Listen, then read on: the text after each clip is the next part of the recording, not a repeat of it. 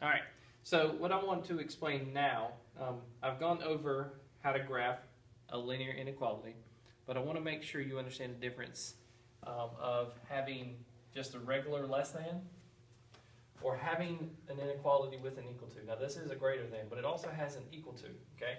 Not only want to explain that, but but how do we know which way to shade? Do we shade on one side of the line or on the other side of the line? And instead of using line, I'm going to say boundary, because the line itself that relates to this, so we have a line.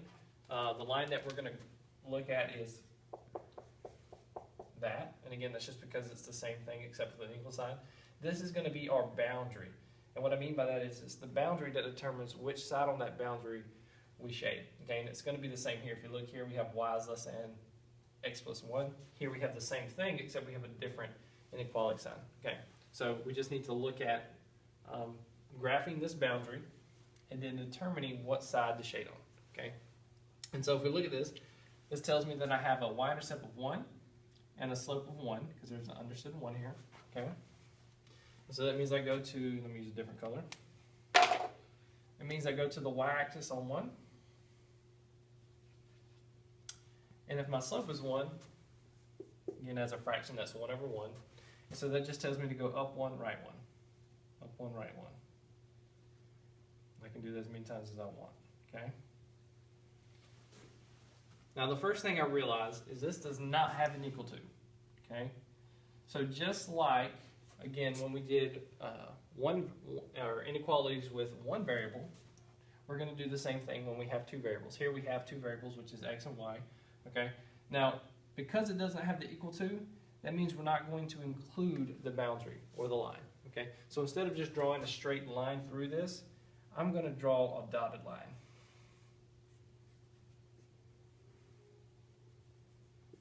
Okay. And the reason I'm drawing a dotted line or a dashed line is so that it signifies or tells me I'm not including this boundary. This boundary is not part of the solution, but everything on one side of this boundary is part of the solution. Okay? So how do we determine which way to shade? Okay? There are two ways. Okay, the way I do it is I read this. This reads y is less than x plus 1. And so, and I know that less than in the y form is down. So I would know actually that I would shade everything that's down from this boundary. So if I took a point on the boundary and shaded down, that's the region I'm going to shade. Okay? If you don't like that, what you can do is do a test point. Okay? Because I know that one of these regions are going to be shaded. Okay? So I'm going to pick a point in one of these regions and see if it makes the inequality true. If it does, I shade in that direction. If it doesn't, I shade in the other direction. For example, let me choose this point here, 0, 0. I usually choose 0, 0 because it's kind of the easiest point to work with. Okay, so this point 0, 0. Okay, so I'm looking at that point, which is on this side of the boundary. Okay, and I'm going to see if this point makes this inequality true. Okay, so let's try it. It means my y is 0, my x is 0. And what that tells me is that 0 is less than 1. Is that true? Yeah, 0 is less than 1. And so since this is true, I know I need to shade in the direction of this point, which means basically that everything on this side is true.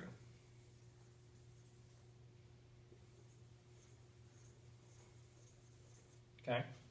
If this would have been false, I would have shaded in the other direction. Okay? But since it's true, I shade in the direction of my test point. Okay?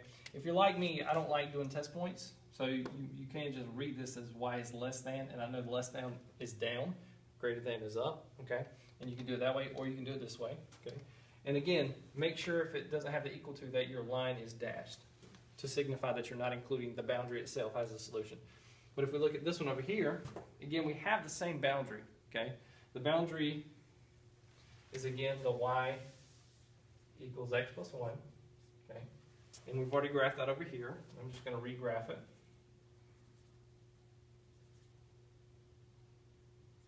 Okay? One big difference, that just doesn't look right. Okay?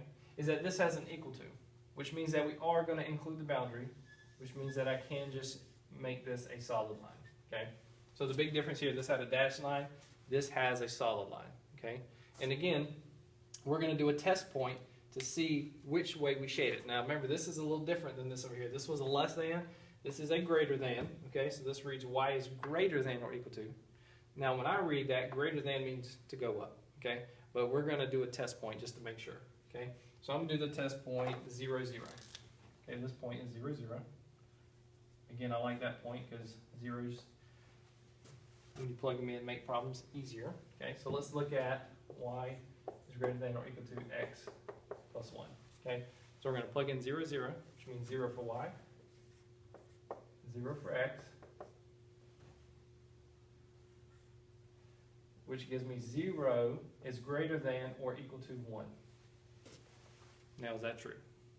No. Okay, 0 is not bigger than 1, and it's not equal to 1. And so what that means is that we don't shade in this direction.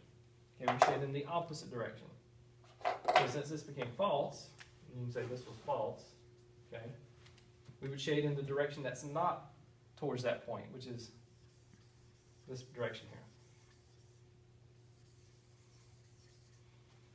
Okay.